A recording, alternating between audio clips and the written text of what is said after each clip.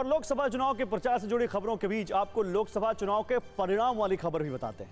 आपको आश्चर्य हो रहा होगा कि काउंटिंग तो 4 जून को है, अभी तो सिर्फ पहले चरण का मतदान हुआ है। परिणाम की बात कहां से आई, ये जानने के लिए आपको मेरे साथ गुजरात के सूरत चलना पड़ेगा, जहां बीजेपी को 2024 लोकसभा चुनाव की पहली सीट मिल गई।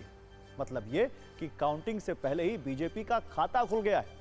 पूरी खबर आपको बताते हैं। दरअसल गुजरात की सूरत लोकसभा सीट पर अब चुनाव की जरूरत ही नहीं है। सूरत में बीजेपी के प्रत्याशी मुकेश दलाल की निर्विरोध जीत हो गई है। हुआ ये कि कल कांग्रेस के उम्मीदवारों का नामांकन रद्द हो गया था। उसके बाद अब बाकी बचे 8 उम्मीदवारों ने आज अपनी उम्मीदवारी वापस ले ली और ऐसे में बीजेपी उम्मीदवार मुकेश दलाल निर्विरोध चुन लिए गए।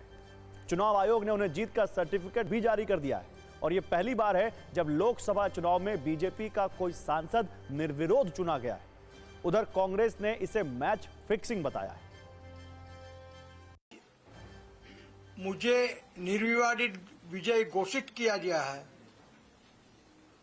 तो गुजरात में और देश में पहला कमल खिला है और ये मैं कमल आदरणीय वडाप्रधान श्री नरेंद्र भाई मोदी साहब के चरण कमलों में अर्पण करता हूं।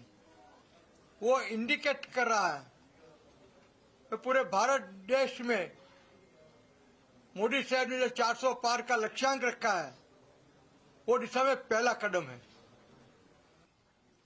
कोई एक सीट के लिए ऐसा ऑपरेशन करना हो भारतीय जनता पार्टी का कभी स्वभाव नहीं रहा। कोई एक सीट के लिए ऐसा ऑपरेशन करना हो भारतीय जनता पार्टी का कभी स्वभाव नहीं रहा। सूरत के अंदर बहुत दुर्भाग्यपूर्ण घटना हुई है। कांग्रेस पार्टी के प्रत्याशी के जो 4 प्रस्तावक थे, चारों मुकर गए और इसके कारण हमारे कैंडिडेट का नामांकन रद्द कर दिया गया। जबकि चुनाव आयोग की गाइडलाइन ये स्पष्ट कहती है, आज हमने लिखित में चुनाव आयोग को ये दोबारा ध्यान दिलाया है कि एक बार प्रस्ताव करने के बाद कोई प्रस्तावक अपने नाम को वापस नहीं ले सकता। इसके बावजूद हमारे कैंडिडेट का नॉमिनेशन रद्द कर दिया गया। तो जाहिर सी बात है, सत्ता की इस लड़ाई में ये आरोप प्रत्यारोप होंगे, लेकिन बीजेपी के लिए अच्छी खबर है। लेकिन अगली खबर सत्ता में जो हमारे पास है वो छात्रों के लिए चिंता का कार्ड है। 2 चिंता कार्ड। एक चिंता कार्ड देखकर उनकी टेंशन बहुत ज्यादा बढ़ने वाली है, जबकि दूसरे चिंता कार्ड का असर उन पर अप्रत्यक्ष तौर पर पड़ेगा। इस चिंता कार्ड की पहली लोकेशन है पश्चिम बंगाल, जहां कलकत्ता हाईकोर्ट ने ममता सरकार को बड़ा झटका देते हुए 23,000 शिक्षकों की भर्ती को रद्द कर दिया है।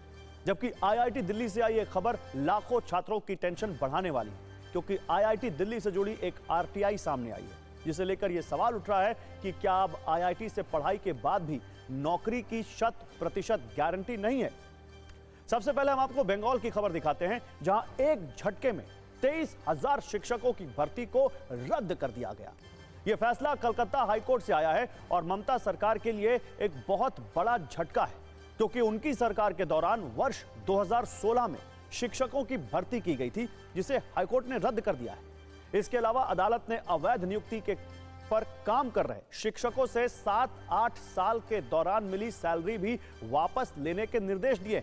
आरोप है इस शिक्षक भर्ती घोटाले के दौरान 5 से 15 लाख रुपए तक घूस ली गई और सिर्फ इतना ही नहीं, घूस लेकर उन लोगों को नौकरी भी दी गई जो मेरिट लिस्ट से बाहर थी। इसी की जांच सीबीआई कर रही थी और उसी की रिपोर्ट के आधार पर कोर्ट ने यह ऑर्डर पास किया है।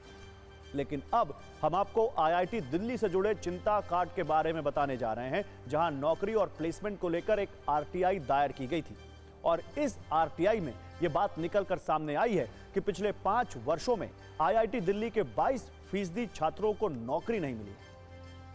आरटीआई में यह बताया गया कि वर्ष 2021-2022 में 1471 छात्रों ने प्लेसमेंट के लिए रजिस्ट्रेशन कराया था, लेकिन नौकरी मिली सिर्फ 1105 छात्रों को, जबकि 366 छात्र नौकरी हासिल नहीं कर सके। इसी तरह वर्ष 2022-2023 में 1513 छात्रों ने प्लेसमेंट के लिए अपना रजिस्ट्रेशन कराया था और इसमें से भी 243 छात्र नौकरी नहीं पा सके। सिर्फ 1270 छात्रों को नौकरी मिली। आईआईटी जेईई को दुनिया की सबसे मुश्किल परीक्षाओं में गिना जाता है और इस परीक्षा में भाग लेने वालों में से सिर्फ 1% को सफलता मिलती है। जरा सोचिए, दुनिया का सबसे कठिन एग्जाम पास करने वालों को भी अगर नौकरी नहीं मिलेगी तो किसे मिलेगी? ये परिस्थिति देश के युवाओं के लिए शुभ नहीं है। इसके समाधान की व्यवस्था तत्काल होनी चाहिए।